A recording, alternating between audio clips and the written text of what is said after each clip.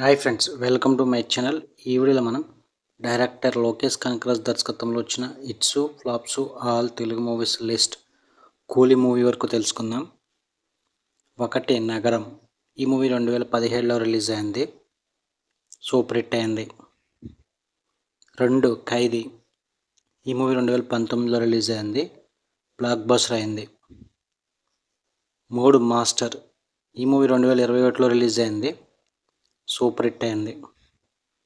4 విక్రమ్. ఈ movie 2022లో release అయింది, industry hit అయింది. 5 లియో. ఈ మూవీ 2023లో రిలీజ్ అయింది, హిట్ అయింది. 6 కూలీ.